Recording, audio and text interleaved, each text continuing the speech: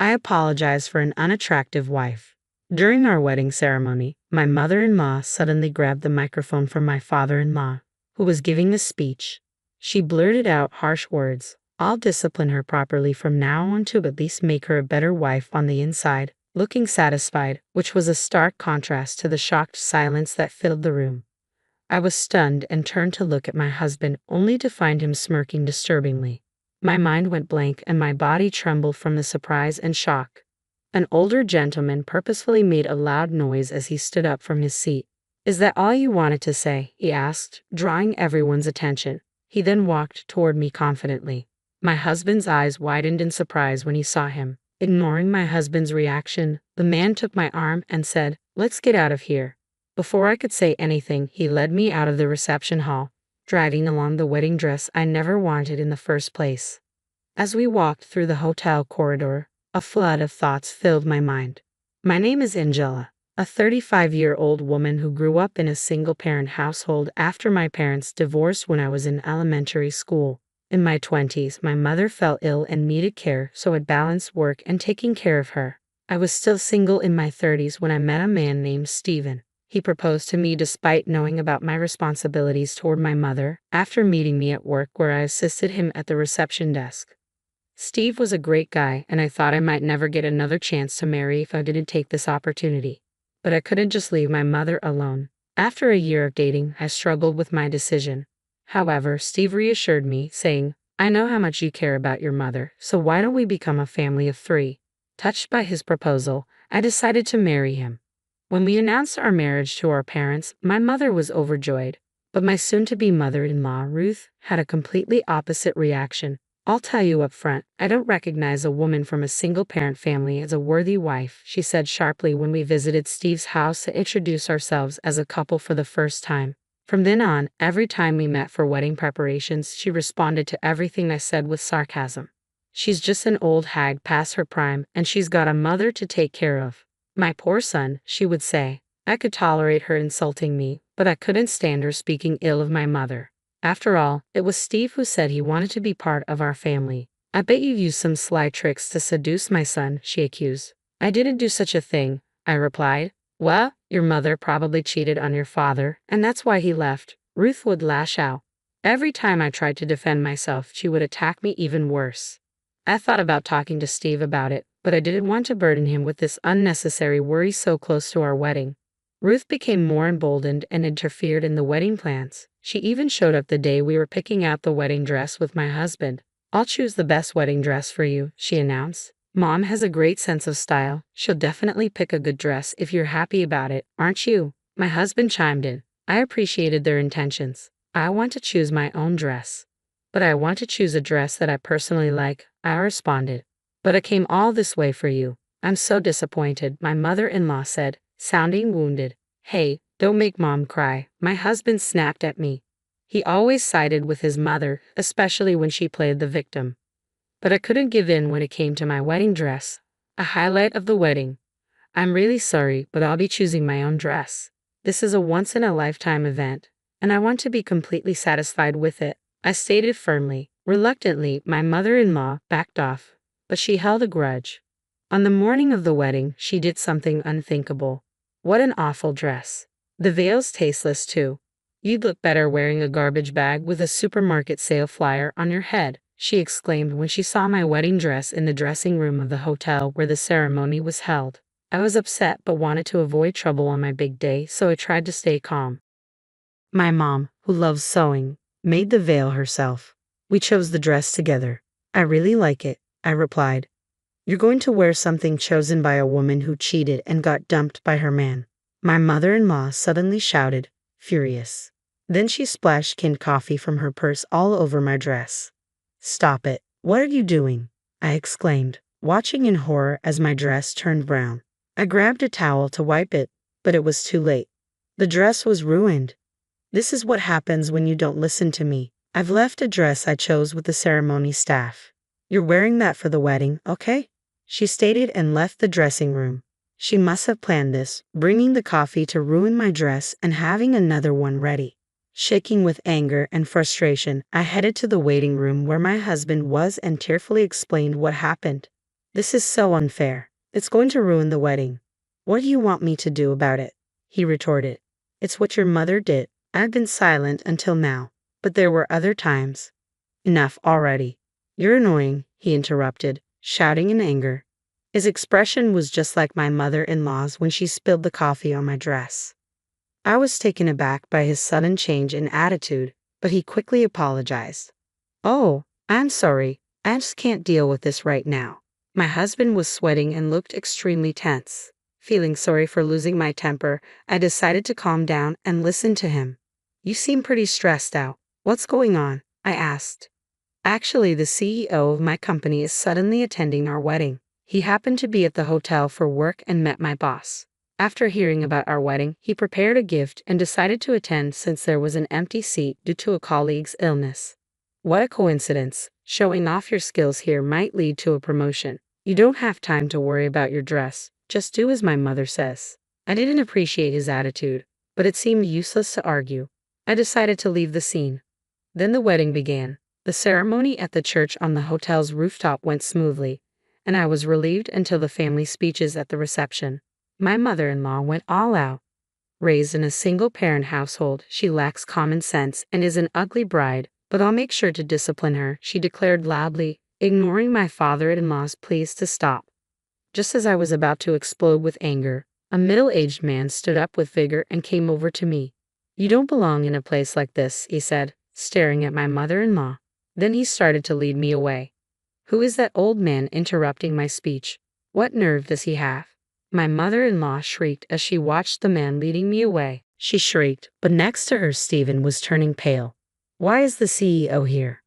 It turned out that the middle-aged man was the CEO of Stephen's company. Stephen was sweating profusely and looked extremely flustered. We hurriedly left the reception hall and returned to the dressing room, leaving the confused guests behind. Why is my father here? I wondered. That's right, the CEO of Stephen's company was also my biological father. The reason for my parents' divorce was a personality mismatch. They fought constantly while working and decided to divorce because they thought it was negatively affecting me. Even after the divorce, my parents occasionally met. I saw my father several times a month and received proper child support until I became an adult. He even helped out when my mother needed care, so our relationship was very good. However, I hadn't asked much about my father's job. I couldn't believe my father was the CEO of Stephen's company. Even I was surprised by this coincidence. Why are you here when you said you had an important business meeting and couldn't attend my wedding? I asked my father. My business meeting ended much earlier than I thought, he replied. I decided to come here to give you the gift at least. Then I met one of the employees at the entrance. It seemed my father was the boss Stephen was talking about. He found out it was my wedding when he asked for the names of the bride and groom to prepare the gift. When I told the employee about the situation, I heard there was a last-minute cancellation and a seat was available, so I decided to participate. Why didn't you tell me then? I asked. After consulting with your mother, we decided to make it a surprise. I never imagined it would turn out like this, my father said, looking somewhat sad. Just as I was about to talk to my father, the door of the dressing room opened. Angela, you can't just run off like that, my mother-in-law said in a fake sweet voice. I had never heard her speak like that before, and it gave me goosebumps. She must have heard from her husband that my father was the CEO. Who do you think caused all of this? My father asked sternly. That was just a little joke, she replied, trying to brush it off. How dare you make such a vulgar joke at my daughter's big moment? That's even more unforgivable, my father retorted. What? No, it wasn't a joke. Then, so you're saying you seriously called my daughter ugly? Challenged my father. My mother-in-law was lost for words, repeating and well, her eyes darting back and forth. Suddenly, my husband rushed in, his footsteps echoing, and he prostrated himself before my father. I apologize for the rudeness of my mother, he said. You're apologizing to the wrong person, my father said, looking down at my husband with a cold gaze and a stern voice. Angela, I'm sorry. My mom did all this on her own. If that's the case, why didn't you stop your mother when she was insulting me? I asked. I was shocked and couldn't move. Besides, my dad tried to stop her. But it sure seemed like you were grinning and sitting pretty comfortably, I pointed out. That's just your imagination. Anyway, the only one to blame for everything is my mom. my husband shouted, pointing accusingly at his mother. "Stephen, are you betraying your mama? Didn't we agree to discipline this cheeky wife together?" My mother-in-law protested. "Hey, don't say unnecessary things," my husband exclaimed, covering his mother's mouth to stop her from speaking further. Her muffled voice was truly comical. "So would you like to explain what's really going on?" my father asked. "No, this is something my mother did on her own. It's for your own good, to be honest, right now, don't you think?" my husband stammered. As my father continued questioning, my husband shuddered and finally began to speak. When Angela insisted on choosing her wedding dress, my mother said she would become a cheeky wife if not properly disciplined. "What's wrong with choosing my own dress?" I asked. "It's only natural that a wife listens to her mother-in-law, isn't it? If you can't even do that, I thought you'd become a bad wife who wouldn't listen to her husband in the future." First of all, a married couple should be equals, right? There's no hierarchy. If I can't make you listen to me, there's no point in marrying a woman on the verge of becoming an old hag, my husband admitted. The truth finally slipped out. He had decided to marry me not because he loved me for who I am, but because he thought I would be a convenient tool to use. All those words about wanting to take care of my mother and becoming a family of 3 were just lies. Were they all lies?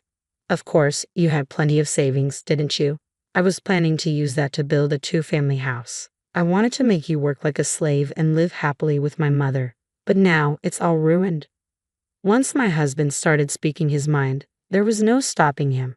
He was not only intent on making me submit, but also willing to drain our savings. How selfish could a person be? Seeing my disgust, my husband seemed to realize he had misspoken and his face took on a shocked expression. No, that's not what I meant. That's it. It's over. You don't need a wife who won't spend money or act as a servant, do you?" Wait a minute. I just lost my temper and blurted out something I didn't mean. As if I could believe that. "I simply can't marry you." Sensing my resolve, my husband was visibly shaken, pacing around aimlessly. Then he seemed to remember something. "Our wedding is today. We can't possibly send the guests home now. I will apologize to our guests and return their gifts. Since your mother is the cause of our canceled engagement, you will bear the costs of the wedding." "You're joking. Even if we were to break up, it's your fault for making a fuss about one little outburst from my mom. As if it was just one time, huh? All the awful things you've said to me are right here." I pulled out my smartphone from my purse. I had recorded countless unbearable words from my mother-in-law. Pressing the play button, words like poor, ugly, harsh woman came out in quick succession in her unpleasant voice. When did I record all this? Well, I'm not a fool, you know. I will be claiming damages for emotional distress. I was just trying to discipline my daughter-in-law. I didn't do anything wrong. If you can't pay willingly, I'll take you to court. Please say the same thing in front of the judge. What are you talking about? This isn't a joke. Realizing she'd be at a disadvantage in court, my mother-in-law went pale and slumped on the spot. "I'll reconsider your position at the company as well," my father added, with the final nail in the coffin. My husband finally broke down and fell to his knees. "I'm sorry, Angela. Please forgive me." "That's right, Angela. You're already married. You can't just divorce so easily. If we can overcome this wall, we'll make a great couple, right?" My husband and mother-in-law started pleading. I forcefully shook them off and glared at them. "Silence, scum. Go to hell." With that, I left the dressing room. I then followed through with my declaration of canceling my engagement with Stephen and filed a claim for emotional distress against my mother-in-law. The full cost of the wedding was paid by my ex-husband, and the issue was finally settled. After that, my ex-husband was ostracized at work when his colleagues found out about the wedding fiasco. Additionally, at my father's behest, he was relocated to a remote branch in Nebraska, effectively a demotion. My former mother-in-law was scorned by her relatives for tarnishing their reputation and divorced by my former father-in-law. She was promptly kicked out of the house. I am now focusing on my work and have no interest in getting married again. Over time, my parents have also regained their composure, and we occasionally have family dinners. I am now living a very happy life.